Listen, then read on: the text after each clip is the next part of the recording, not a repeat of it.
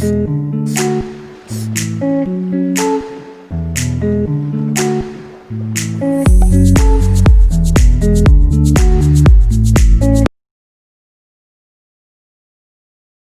Quiroga, je suis délégué syndical central chez Brinks Evolution et j'ai en charge au sein de la Fédération des transports toute l'activité transport de fonds et valeurs.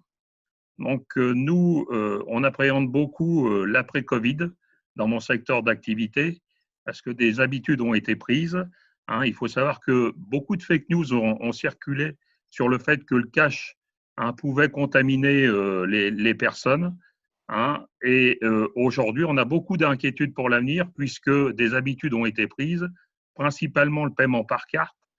Et est venu se greffer là-dessus la hausse du plafond de la carte contact, qui est passé de 30 à 50 euros, sachant que certains grands hypermarchés, prenons l'exemple de Carrefour, a fait passer le paiement contact à 100 euros.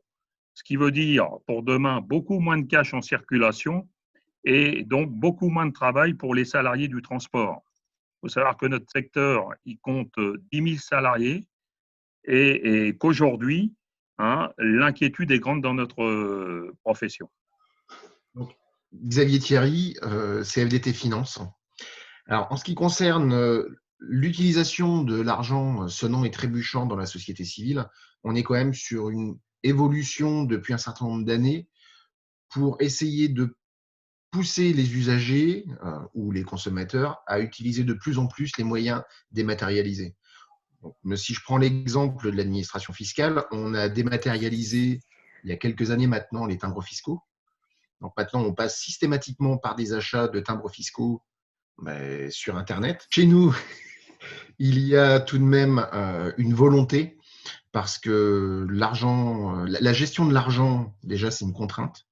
L'administration, de manière générale, voit l'argent, le numéraire, comme une contrainte. C'est-à-dire qu'il y a une contrainte de comptabilité de caisse, c'est-à-dire qu'il faut tout réintégrer par la suite. Une contrainte au niveau de la sécurité, parce qu'on a besoin d'avoir des locaux sécurisés, des caisses, et on est obligé d'intervenir avec des prestataires externes, type Brinks. Alors, c'est pour ça que depuis l'année dernière, l'administration fiscale a lancé un programme, un appel d'offres, pardon, pour savoir qui pourrait récupérer la gestion des encaissements.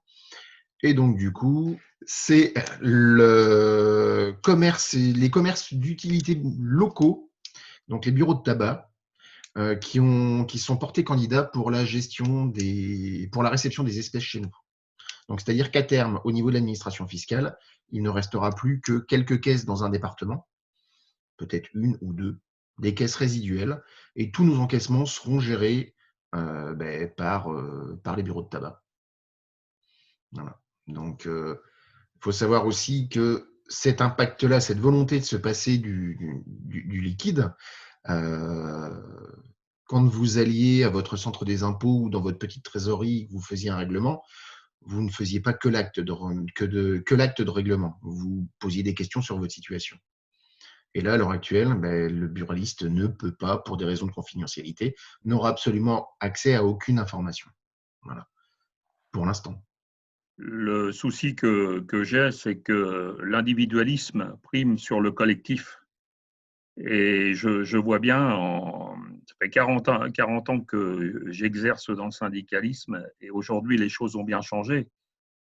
Aujourd'hui, quand on reçoit un salarié au syndicat, c'est qu'il est en bout de course et qui vient chercher de l'aide avant tout.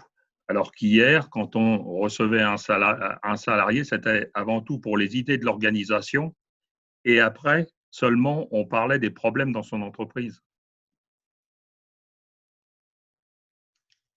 Alors, effectivement, la période qu'on vient de vivre force les équipes syndicales à être plus présentes sur le terrain, mais dans un contexte où l'organisation du travail doit être repensée et où les agents ou les salariés ne sont plus forcément présents sur le lieu de travail, finalement, on n'adhère plus qu'en cas de problème pour sa situation individuelle et plus pour l'intérêt du collectif et la possibilité d'influer sur ses conditions de travail. Alors aujourd'hui, ça force les équipes à être disponibles quasiment H24 et à répondre à des sollicitations des futurs adhérents immédiatement, sans forcément avoir l'information sous le coude.